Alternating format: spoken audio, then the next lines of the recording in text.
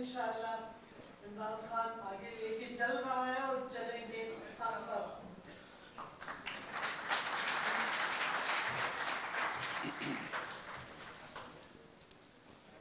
بسم اللہ الرحمن الرحیم.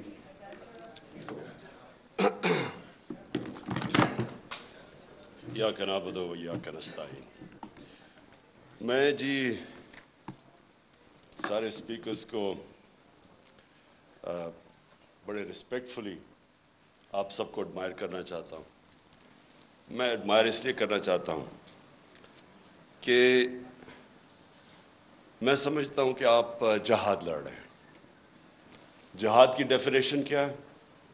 ظلم کا مقابلہ کرنا، ناانصافی کے سامنے اپنی آواز بلند کرنا.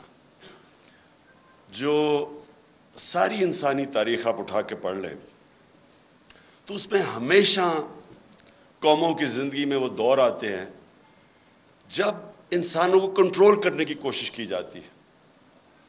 یہ جس کو ہم ڈکٹیٹرشپس کہتے ہیں، فیشزم کہتے ہیں، بادشاہت، یہ ساری جو آپ انسانی تاریخ دیکھیں تو کوشش یہ ہوتی ہے کہ انسانوں کو، جو اوپر بیٹھا ہوتا ہے بادشاہ یا ڈکٹیٹر، اس کی کوشش ہوتی ہے کہ انسان کی سوچ کو کنٹرول کر لے، اس کے اوپینینز کو کنٹرول کر لے، معاشرے کو کنٹرول کر لے. اور وہ کنٹرول کیوں چاہتا ہے؟ وہ معاشرے کی بہتری کے لیے نہیں چاہتا. وہ خود پوری پاور چاہتا ہے کہ وہ انسانوں کے اوپر راج کرے، بلکہ ایک چھوٹا خدا بننا چاہتا ہے، زمین کے اوپر ایک خدا بننا چاہتا ہے. اور انسانی تاریخ میں یہ بھی چیز ہے کہ زیادہ تر وہ معاشرے اوپر گئے ہیں جن میں آزادی ہو، آزادی رائے ہو، جو تنقید کو اجازت دیتے ہیں، جو حکمران کی اکاؤنٹیبلٹی کرتے ہیں، اس کا احتساب کر سکتے ہیں. اور یہ اگر آپ اسلام کی تاریخ پہلے دیکھ لیں، میں سب سے پہلے تو سے شروع کرتا ہوں کہ ریاست مدینہ کے اندر دو انسیڈنسز ہیں. ایک کہ حضرت علی رضی اللہ تعالیٰ ایک یہودی شہری سے کیس ہار جاتے ہیں کیونکہ قاضی ان کی گواہی قبول نہیں کرتا. سو اس سے دو چیزیں سامنے آتی ہیں. ایک تو مائنورٹیز، اقلیت کی کیا پوزیشن تھی اسلام میں؟ برابر کے شہری تھے.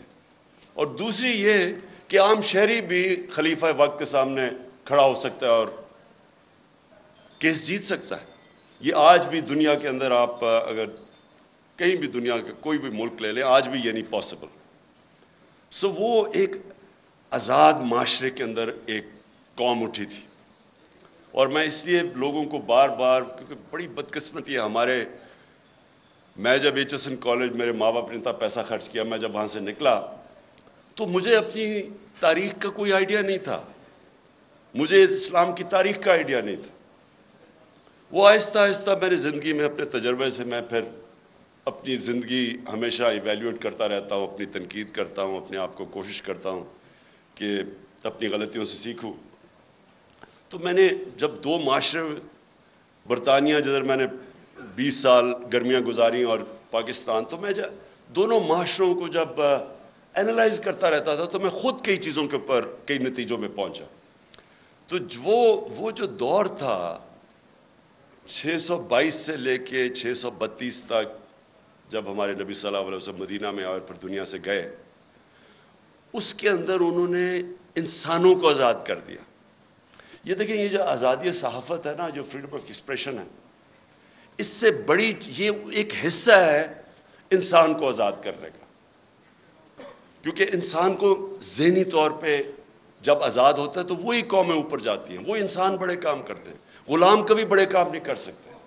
اس لیے علامہ اقبال، جو علامہ اقبال کی آپ شاعری پڑھیں تو وہ غلام مسلمانوں کو جگانے کی کوشش کر رہے تھے. خودی کو اور خودداری کو، جو ان کے کانسیپٹس تھے، وہ لوگوں کو جگا رہے تھے. کیونکہ غلامی جو سب سے بری ایک انسان کے اندر چیز کرتی ہے، اس کے اندر احساس کمتری ڈال دیتی ہے. مجھے تو بڑی اچھی طرح، ہم جب ایاز امیر کی طرح، ہم بھی پہلی جنریشن ہیں جو پاکستان میں بڑے ہوئے، آپ کو صرف میں غلامی بتاتا ہوں کہ کیا ظلم کرتی ہے ایک انسان کے اوپر، اس کے پوٹینشیل کو کیسے ختم کرتی ہے. جمخانہ کلب ہوتا تھا، پنجاب کلب، سندھ کلب. آزاد ہوئے ہم 47 میں. 74 تک سندھ کلب کے اندر آپ پاکستانی کپڑے پہن کے نہیں جا سکتے تھے، آپ کو سوٹ پہننا پڑتا تھا. 74 تک. اور خیر سارے انگریزی بولتے تھے جس طرح کے، اور میں نے بتایا اردو جب بولتے تھے تو بلاول کی طرح بولتے تھے. بارش آٹا اپنے وہ جب ویٹر سے بولتے تھے تو کہ ہم شرم آتی تھی اپنے آپ سے. سو یہ غلامی ایک انسان کے ذہن کو ادھر رکھ دیتی ہے کہ وہ اچھا غلام ہی بن سکتا ہے. ہم اچھے سوٹ ہی پہن سکتے ہیں، ہم اچھی انگریزی بول سکتے ہیں. لیکن جو ایکسپلوژن ہوئی تھی مسلمانوں کی، جب ہمارے دنیا کے سب سے عظیم لیڈر نے انسانوں کو ذہنی طور پہ فکری آزادی دی تھی، تو انہوں نے ہر چیز میں دنیا کی امامت کی تھی. سب 200-300 سال تک سارے سائنٹسٹ مسلمان تھے. تو وہ جو میری کوشش ہے کہ یہ جو میں حقیقی آزادی کی بات کرتا ہوں، تو میں یہ چاہتا ہوں کہ میری قوم آزاد ہو، اور صرف آزاد قوم اوپر جائے گی. لیکن وہ قوم تب تک آزاد نہیں ہو سکتی جب تک پہلے تو ہم اپنے معاشرے کے اندر یہ جو آزادی رائے اس کو انڈرسٹینڈ کریں. مجھے کہتے ہیں لوگ کہ جی آپ کے دور پہ تھے تو آپ نے پتہ نہیں کوئی سختیاں کی. پہلے تو میں یقین آپ کو دلاتا ہوں، میں نے کبھی مجھے آزاد میڈیا سے خوف نہیں ہوا. نہیں، اس کی وجہ ہے آپ ڈرتے تب ہیں. کیوں ڈکٹیٹرز ڈرتے ہیں، یا کیوں جب بھی کوئی آپ دیکھ لینا مڈل ایسٹ کے اندر جو بادشاہ تھا وہاں کوئی آزادی رائے نہیں ہے. کیوں ہے؟ کیونکہ وہ کنٹرول چاہتے ہیں لوگوں کا. Corrupt politicians. نواز شریف نے، مجھے ابھی بھی یاد ہے 97-98 میں ہوگا کہ وہ نجم سیٹھی کو اس نے تنقید کی اس کی کرپشن پہ، اس نے اس کو بند کر کے 3 دن مار پڑوائی. اور میں افسوس کرنے گیا تو ابھی یہ عمران ریاض بات کر رہا تھا، وہاں یہ نہیں انہوں نے کہا کہ مجھے بڑی پاکستانیوں سے کال آئی جب نجم سیٹھی کو اس نے مار پڑوائی نواز شریف نے. اس نے کہا مجھے اسٹروپ ٹالبوٹ سے کال آئی ہے، امریکہ سے کال آئی ہے کہ جی بڑا ظلم ہو گیا. کیوں یہ ان کو خطرہ ہوتا ہے؟ کیونکہ انہوں نے کرپشن کی ہوتی ہے. جب کرپشن کی ہوتی ہے تو ان کو کنٹرول کرنا ہوتا ہے، اور یا پھر تم نے قانون توڑنے ہوتے ہیں. میں نے صرف مجھے ایک ایشو ہوتا تھا. دیکھیں، آزادی رائے کا مطلب یہ نہیں کہ آپ لوگوں کی توہین کریں، سلانڈر کریں. اب میں کیونکہ انگلینڈ میں نے کیس لڑا ہوا ہے عدالت کے اندر ڈیفیمیشن کا، تو وہاں تو اگر آزادی رائے ہے تو ساتھ پورا یہ بھی آپ کو چیک اور بیلنس ہے. آپ ہر کچھ کسی کی پگڑی نہیں اچھال سکتے. تو لوگوں کو موقع ملتا ہے کہ عدالت میں جا کے اپنی عزت بحال کرے یا ڈیفیمیشن کے کیس کرے. بدقسمتی سے میں پرائم منسٹر تھا، میرے اوپر اسی نجم سیٹھی نے کوئی بڑی غلط باتیں رکھی، میں اس کو عدالت میں لے گیا. میرے دور میں تو وہ کیس لگا ہی نہیں. تو پرائم منسٹر کو ہی اگر انصاف نہیں ملتا تو بیچارے عام لوگوں کو کیا ملنا ہے. جب آپ کے پاس آزادی آتی ہے اس کے ساتھ ذمہ داری بھی آتی ہے. میں نے جتنا ٹائم برطانیہ میں گزارا اس کے ساتھ ذمہ داری ہوتی ہے آزادی کے ساتھ. اب میں دوسری چیز پہ آتا ہوں. پاکستان میں کیا ہو رہا ہے؟ میں نے ابھی ایاز امیر نے بڑی ڈیٹیلز میں اس چیز کے اوپر بات کی. میں اپنی ذرا ایوولوشن بتاتا ہوں کہ ہم جب 90s کے اندر تماشا دیکھ رہے تھے، دونوں پارٹیز آئیں، 2 دفعہ کرپشن میں دونوں کو نکالا گیا، تو تب ہمارے ان دونوں پارٹیز کو دیکھ کے میرے بھی ذہن میں آیا کہ شاید کم کرپشن ہوگی کہ اگر ملٹری اس سے بہتر ہوگی. یہ ہم نے وہاں کی سوچنا شروع کر دیا کہ اس سے بہتر تو ہے. وہ ضیاء کے زمانے میں گروتھ ریٹ بھی زیادہ تھی، اکانومی بھی آگے تھی، لگ رہا تھا. تب وار چیز ہے کہ تنقید نہیں تھی تو اس سے کئی چیزیں پتہ ہی نہیں چلتی تھی. تو ہم نے بھی یہ سوچنا شروع کیا، کیونکہ انہوں نے جو 2 دفعہ کرپشن میں گئی، ان کے اوپر پورے دونوں نے ایک دوسرے کے اوپر جو کیسز بنائے کرپشن کے، کوئی سر مال تھا، کوئی حدیبہ پیپر مل تھی. مجھے یاد ہے فاروق لغاری جب وہ کیئر ٹیکر گورنمنٹ آئی 96 میں، تو انہوں نے مجھے پوری فائلیں دی کہ بے نظیر اور زرداری نے $1.5 ارب ملک سے نکالا. میں اب بات کر رہا ہوں 96 کی، اور نواز شریف نے بھی $1.5 بلین ملک سے باہر نکالا. تو میں تو پالیٹکس میں آئی کرپشن کے خلاف تھا. دیکھیں، اور کرپشن جو ہے نا وہ ایک سمٹمز ہے جس ملک کے اندر قانون کی بالادستی نہ ہو. جدھر رول آف لا نہیں ہوتا ادھر کرپشن ہوتی ہے. رول آف لا بھی میں ایکسپلین کر دوں کہ طاقتور کے لیے جب تک آپ قانون کے نیچے نہیں لے کے آتے وہ رول آف لا نہیں ہے، وہ پھر طاقت کی حکمرانی ہے جو جنگل کا قانون ہے. تو میں نے جب دیکھا کہ یہ دو باری لے کے آئے اور دونوں آ کے نواز شریف نے جتنی دیر میں پرائم منسٹر تھا اتنی اس سے کم ٹائم میں اس نے 17 فیکٹریاں بنا لی. 3 سال کے اندر 17 فیکٹریاں بنا لی اور گورنمنٹ بینکس سے قرضے لیے.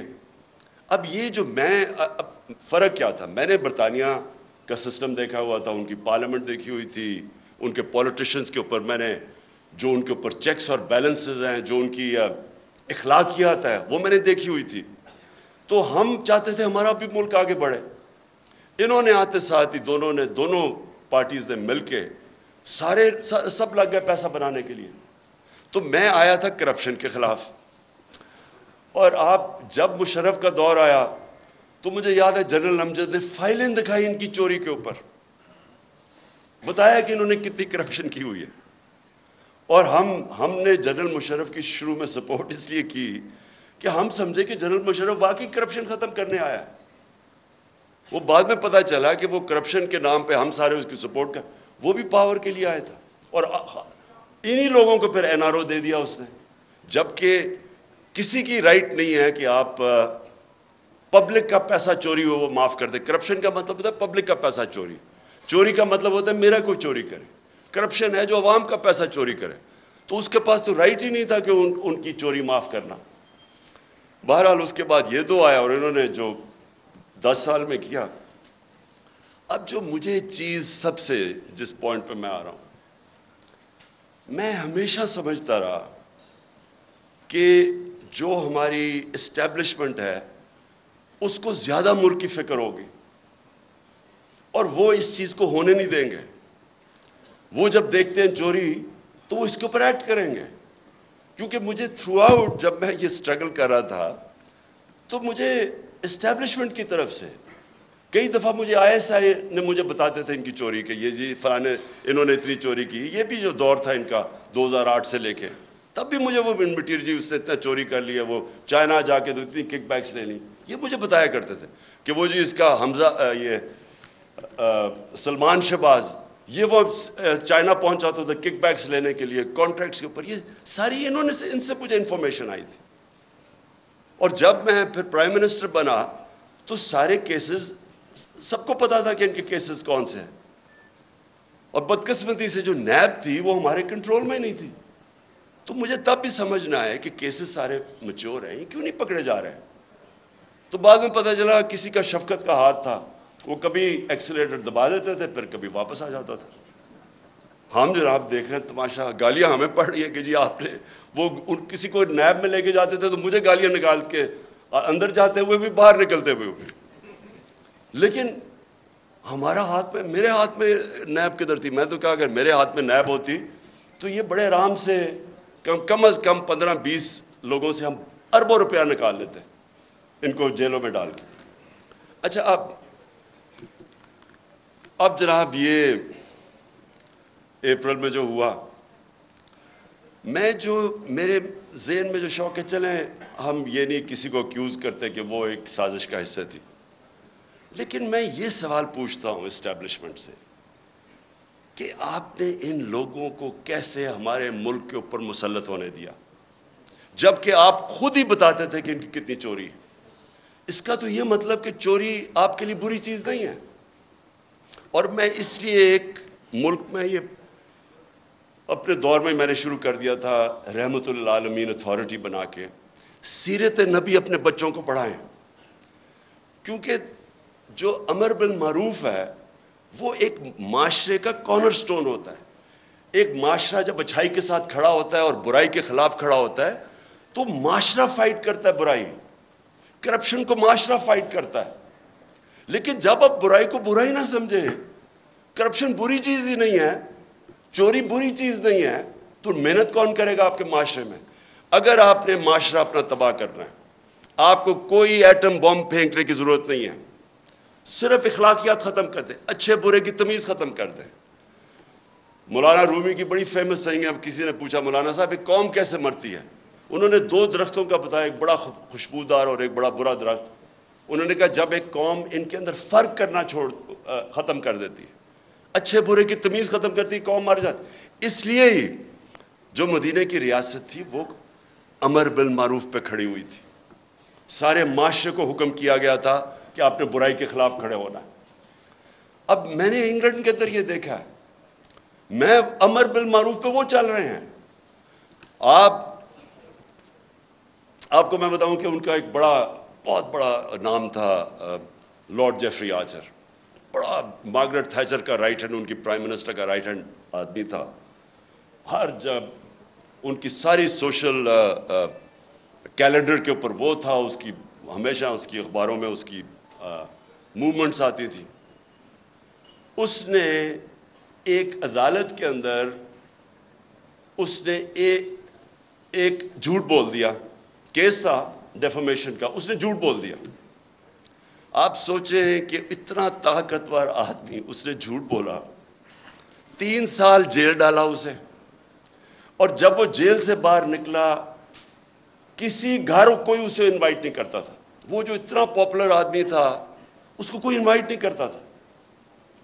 عوام نے فیصلہ کیا کہ جناب اس نے غلطی کی ہے, اس نے اور کیا کیا, جھوٹ بولا. اب یہاں سوچے کہ لنڈن تو تھوڑے, پاکستان بھی میں میری کوئی پراپرٹی نہیں ہے, اور اس کے اوپر پھول پھینکے جا رہے ہیں.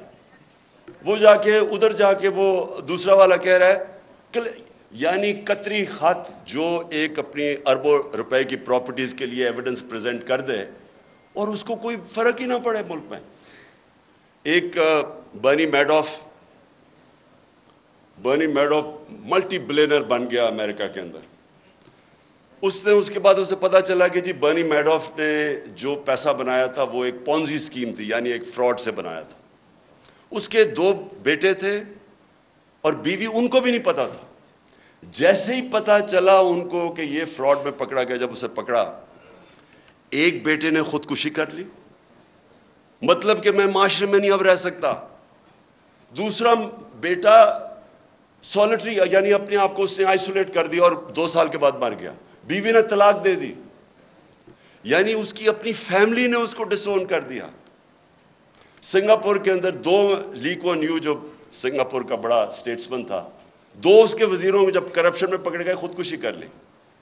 دیکھیں معاشرہ, جب معاشرہ کرائم فائٹ کرتا ہے تب کرائم آپ جیتتے ہیں. اب میں جب تھا جی فلانے نے پیسہ ادھر کر دیا, اس نے ادھر کر دیا, کس کو پکڑیں گے آپ جب تک معاشرے کے اندر آپ یہ اچھے برے کی تمیز نہیں دیں گے. اور ادھر میڈیا کا بہت بڑا ہاتھ ہے. اب مجھے ابھی آپ نے بات کی کہ جی دیکھیں کوئی سچ فلانے کے لیے اور کوئی سچ عمران خان کے لیے, ٹھیک کہہ رہے ہیں, یہ بالکل آپ ٹھیک کہہ رہے ہیں کہ گورننس, کوئی کہے گا کہ عمران خان کی بہتر ہے, کوئی کہے گا کہ شہباز شریف کی بہتر ہے, کہہ سکتے ہیں کیونکہ ڈفرینٹ اوپینینز ہے. کوئی کہے گا کہ اکانومی اس ٹائم میں بہتر تھی, کوئی کہے گا میرے ٹائم میں, یہ بالکل ٹھیک ہے.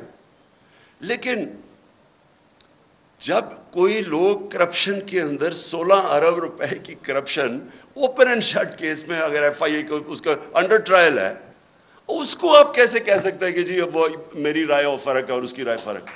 وہ تو اس کا مطلب کہ جب اب نواز شریف جھوٹ بول کے 4 ارب روپے کی پراپرٹیز ہیں لنڈن کے اندر جدھر ہیں, اس کے بیٹے نے ایڈمٹ کیا کہ یہ بینیفیشری اونر ان پراپرٹیز کی مریم نواز ہے.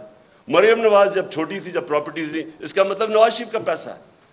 کیا وجہ ہے کہ آج تک اس کو کئی لوگ لیڈر مانتے ہیں, بلکہ اسکیم پوری ایک کوشش ہو رہی ہے کہ اس کو پاکستان کے اندر ابھی پھر کہ عمران خان کو بھی ڈسکوالیفائی کرو اور پھر کہیں جی اچھا دونوں کو ہم الیکشن لڑنے کی اجازت دے دیتے ہیں, یعنی مجھے اور اس کو ایک ہی جگہ پہ کھڑا کر دیا.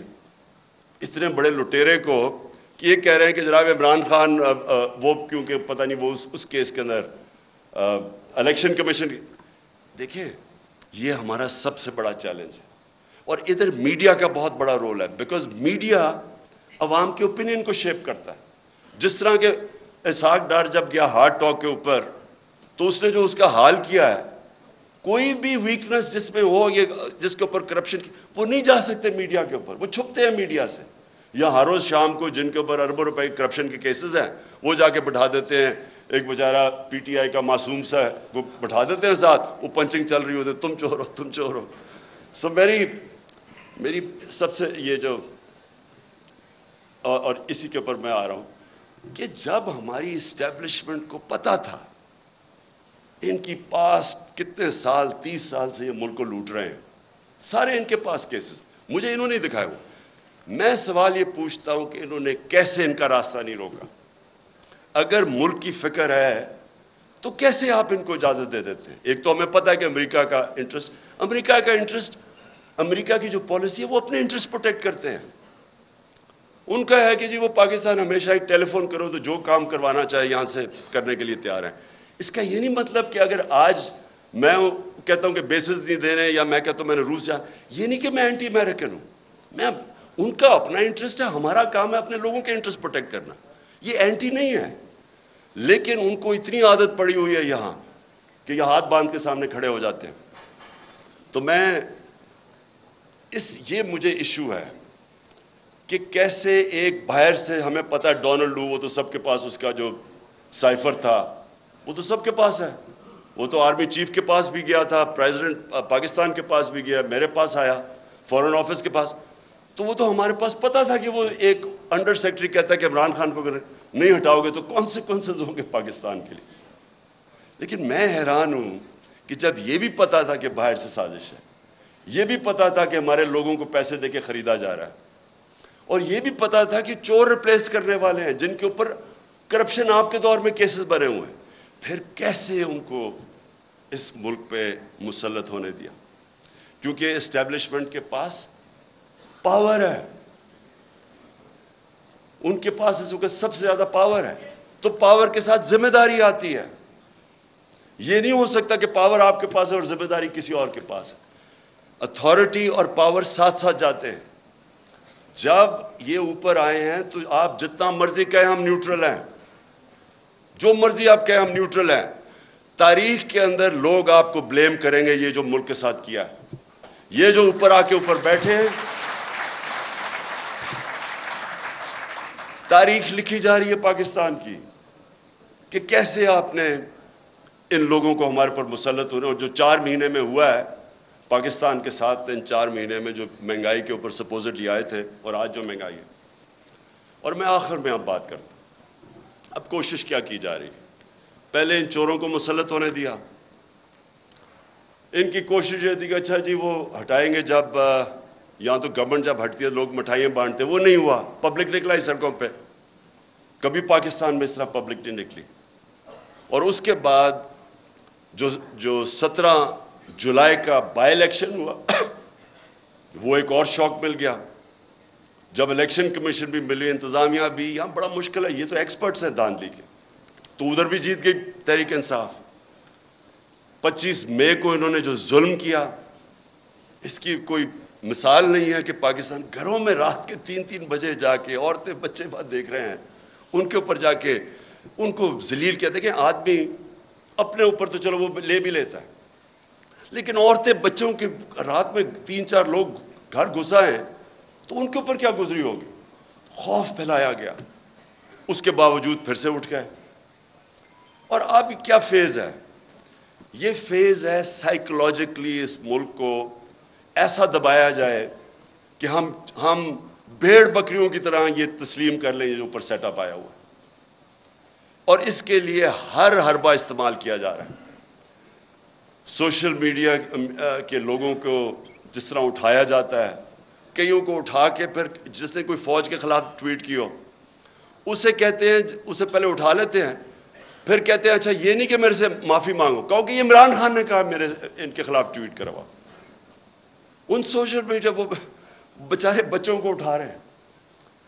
یہاں میڈیا یہ سامنے میرے بیٹھے ہوئے ہیں، میں نے دیکھا کہ ایاز امیر نے بڑی کیئرفلی ایسے ورڈنگ کی کہ انشاءاللہ کپڑے اب نہیں پھٹیں گے اس باری. یہ ان کا فورن آفس کا ایکسپیرنس ہے، ڈپلومیسی. اور سمیع ابراہیم، عمران ریاض، اور مجھے بڑا افسوس ہے کہ ارشد شریف اب ارشد شریف جب سے میں وہ جانتا ہوں وہ ایک اپنی سوچ کا آدمی ہے, بہت ہی پیٹریوٹک, محب وطن پاکستانی ہے. وہ جو سمجھتا ہے کہ وہ ٹھیک لائن پہ ہے اس کو پڑ جاتا ہے, اور اس لیے اس کو لوگ دیکھتے ہیں کیونکہ ان کو پتہ ہے کہ وہ اس کا سٹانس کدھر ہے. اس جیسے آدمی کو دھمکیاں, گھر میں باہر گاڑیاں کھڑی, اس کو باہر جانا پڑا, صابر شاکر باہر چلا گیا, ARY کو بند کر دیا. ARY کا کیا قصور تھا؟ اگر شہباز گل سے اگر ایک جملہ نکل ہی گیا ہے جو کہ اس کو نہیں کہنا چاہیے تھا, جس کو غلط پرسیو کر سکتے ہیں, اس کے اوپر ARY کو کیسے بند کر دیا؟ وہ ARY کو اس جملے کی وجہ سے نہیں بند کیا گیا. ایسی باتیں کہہ بیٹھے نواز شریف اور مریم اور یہ جو ایاز صادق اور فضل الرحمان کیسی باتیں کہہ گئے فوج کے خلاف. ان کے لیے کبھی ایسی چیز نہیں ہوئی. اس بیچارے سے جو کیا ہے, مجھے تو پہلے 2 دن تو ہمیں پتہ ہی نہیں تھا اس کا. جب ہمارا وکیل مل کے آیا مجھے تو تب پتہ چلا اس بیچارے سے کیا کیا. یعنی کتنا بڑا جرم ہوگا کہ ننگا کر کے اس کو ٹارچر کیا انہوں نے. یعنی ایک انسان کی ڈگنیٹی کہ اس کو پہلے آپ ننگا کریں, پھر اس کو بری طرح اتنی مارا اور انہوں نے اس کے سر کے اوپر بند کر کے پتہ نہیں کہیں پھرایا, مینٹلی اسے اتنا ٹارچر کیا کہ وہ بالکل بریک کر دیا اس کو. اور اسے کلوا کہہ رہے ہیں کہ جی یہ کہو کہ عمران خان نے یہ سینٹنس کہا تھا تمہیں یہ بولنے کا. اس کے پیچھے اس کو بند کیا ہوا, اور اس سے جو بیچارہ جو اسے حال کیا, مجھے تو یعنی میرے خیال میں کہ ہمارا معاشرہ ادھر گر رہا ہے, اللہ کرے کہ اس سے اور نیچے نہ جائے. مجھے تو شرم آتی ہے یہ کر کیا رہے ہیں, اور کر کیا رہے ہیں وہ ان چوروں کو اوپر مسلط کرنے کے لیے ہمیں ایکسیپٹ کروا رہے ہیں ان کو. سب سے خوفناک چیز یہ ہے, اچھا کوئی بہت بڑا منصوبہ ہو, کوئی پاکستان کی بہتری ہو, چلے جی ہم یہ آپریشن بھی ٹالریٹ کر لیں. یہ چور جو 30 سال سے ملک کو پیسہ چوری کر رہے ہیں, 26 سال میں ان کے اگینسٹ جہاد کر رہا ہوں, ان کو ایکسیپٹ کروانے کے لیے میڈیا کا منہ بند, خوف پھیلا رہے ہیں, لوگوں کو ڈرا رہے ہیں, اور پھر آگے پلاننگ کر رہے ہیں کہ کسی طرح تحریک انصاف ٹوٹ جائے گی. ہمارے لوگوں کو کال کر رہے ہیں, ہمارے MNAs کو کال کر رہے ہیں, ہمارے سینئرز کو اپروچ کر رہے ہیں, خوف پھیلا رہے ہیں ان کے اندر. اور میں اس لیے آج ساری اپنی قوم کے سامنے کہنا چاہتا ہوں کہ دیکھیں یہ واقعی ایک پاکستان کا ڈیفائننگ مومنٹ ہے. میں پھر سے کہوں گا کہ آز امیر اور میں, ہماری وہ جنریشن ہے جو پاکستان کے ساتھ بڑی ہوئی ہے. میں نے کبھی اپنی قوم کے اندر یہ شعور نہیں دیکھا, ایسی بیداری نہیں دیکھی. فیملیز رات کے 12 بجے تک جلسے اٹینڈ کر رہی ہیں. میں جب انہوں نے جب 25 مئی کو یہاں ظلم کیا تو ہم بڑی وہ کنٹینر میں آہستہ آہستہ جب آ رہے تھے, صبح کے 6 بجے 7 بجے سڑکوں کے اوپر لوگ کھڑے ہوئے تھے, اور فیملیز اور بچے لوگوں نے اٹھائے ہوئے. یہ کوئی بھی, میں یہ چیلنج ان کو کرتا ہوں, آپ جو مرضی کر لیں, جتنا مرضی خوف پھیلا لیں, یہ جو اس وقت اس ملک میں بیداری ہے اور یہ جو قوم اٹھ رہی ہے, آپ کچھ بھی نہیں کر سکیں گے. آپ جو مرضی کر لیں, یہ قوم, یہ جو بیداری کا اور شعور کا جن ہے, یہ کبھی بوتل میں آپ واپس نہیں ڈال سکتے. اور جتنا آپ اس کے اوپر آپریشن کریں گے اور جتنا لوگوں کے اوپر ظلم کریں گے, اسے شہباز گل سے پوچھ رہے جی عمران خان کھاتا کیا ہے, پہلے تو اسے کہہ رہے ہیں کہ عمران خان کے خلاف سٹیٹمنٹ دو, پھر کہتے کھاتا کیا ہے. میں آپ سب کو بتانا چاہتا ہوں کہ یہ ایسے نہیں وہ پوچھ رہے کھاتا کیا ہے کہ ان کو میری ڈائٹ کی اتنی فکر نہیں ہے. 4 شہباز شریف کے جو گواہ تھے FIA کے 16 ارب کے کرپشن کیس کے اندر, 4 گواہ 2 مہینے کے اندر ہارٹ اٹیک سے مرے ہیں. ان کو کھانے کا ہی پتا تھا کہ وہ کھاتے کیا ہیں. اس کا جو انویسٹیگیٹر تھا ڈاکٹر رضوان FIA کا, وہ ہارٹ اٹیک سے مرا. جو دوسرا انویسٹیگیٹر تھا اس کو ہارٹ اٹیک ہوا لیکن بچ گیا. اور یہ کھاتے کیا ہیں پتہ ہوتا ہے تو یہ پھر ان کو ان کو آگے پھر کیسے ان کو ٹھکانے لگاتے ہیں۔ تو میں یہ آخر میں اپنے نیوٹرلز کو پیغام دینا چاہتا ہوں، کیا آپ کو فکر ہے اس قوم کی؟ بالکل یاز امیر نے ٹھیک بات کی، آپ کو پتہ ہے ملک کدھر جا رہا ہے؟ کیا کسی ملک کی جو معیشت کا اس وقت حال ہے، کیا جب تک پولیٹیکل سٹیبلٹی نہیں آتی معیشت ریکور کر سکتی ہے؟ معیشت کیسے آپ کی ٹھیک ہوگی جب ایک ملک میں کسی کو واقعی نہیں پتا، مجھے نہیں پتا، کسی کو نہیں پتا کہ 1 مہینے 2 مہینے 3 مہینے میں کیا ہوگا۔ میں نے اگر آج معیشت اس طرح اوپر جاتی ہے، دولت میں اضافہ تب ہوتا ہے جب ملک میں انویسٹمنٹ ہوتی ہے، نوکریاں ملتی ہیں، ویلتھ کریشن ہوتی ہے۔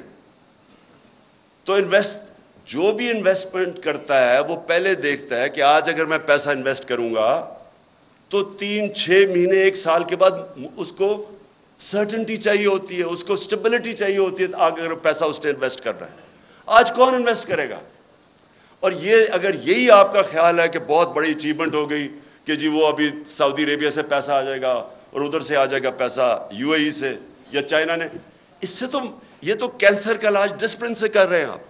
اگر ویلتھ کریشن ہی نہیں ہو رہی اور آپ قرضے لیتے جا رہے ہیں تو قرضے تو واپس کرنے ہیں آپ نے، تو ڈیٹ سروسنگ تو بڑھتی جا رہی ہے۔ ہم جب پہلا سال تھا تو جتنا ہم نے ٹیکس اکٹھا کیا آدھا ٹیکس چلا گیا ڈیٹ سروس، قرضوں پہ سود دینے پہ، تو سارے ملک کے لیے آدھا ٹیکس رہ گیا۔ اس لیے یہ کوئی حل ہے کہ آپ سمجھیں کہ تھوڑے قرضے آ گئے تو چلو تھوڑا اور ملک آگے چل جائے گا؟ حل اس کا یہ ہے پولیٹیکل سٹیبلٹی میں، اور پولیٹیکل سٹیبلٹی صرف آئے گی فری اینڈ فیئر الیکشن سے۔ اس کے علاوہ صاف اور شفاف، میں آج چیلنج کرتا ہوں، صاف اور شفاف الیکشن کے علاوہ مجھے کوئی بتا دے کہ پاکستان میں سٹیبلٹی کیسے آئے گی۔ اور پولیٹیکل سٹیبلٹی نہیں آئے گی، اکنامک سٹیبلٹی نہیں آئے گی، اور اکنامک سٹیبلٹی نہیں آئے گی تو یہ ملک تو نیچے جا رہا ہے، قرضے چڑھتے جا رہے ہیں، حل تو کسی کے پاس ہے ہی نہیں۔ اس لیے میں اپنے نیوٹرل سے آخر میں یہ کہتا ہوں کہ ابھی بھی وقت ہے، ابھی بھی ٹائم ہے، اپنی پالیسیز ریویو کریں۔ بند کمروں میں کئی دفعہ فیصلے ہوتے ہیں، وہ فیصلے اچھے نہیں ہوتے، آپ کو ریویو کرنے چاہیے اور سوچنا چاہیے کہ ہم نے یہ ملک 22 کروڑ کے لوگ ہیں، ینگ پاپولیشن ہے، 60% آبادی ہماری 30 سال کی عمر سے کم ہے، ان کو نوکریاں چاہیے، اور اگر اس وقت صحیح فیصلے نہیں ہوں گے اور یہ کمپاؤنڈ فیلئر کیا جائے گا کہ انہی لوگوں کے اوپر کوشش کریں گے کہ سختی کر کے آپریشن کر کے کہیں ہم ان چوروں کو ایکسیپٹ کر جائیں۔ میں اپنی طرف سے تو کہنا چاہتا ہوں ان کے نیچے، اگر مجھے کوئی کہنا کہ ان کے نیچے میں نے اب اپنی زندگی گزارنی ہے، میں سمجھوں گا کہ مجھے موت اس سے زیادہ بہتر ہے بجائے ان چوروں کے نیچے میں اپنی زندگی گزاروں۔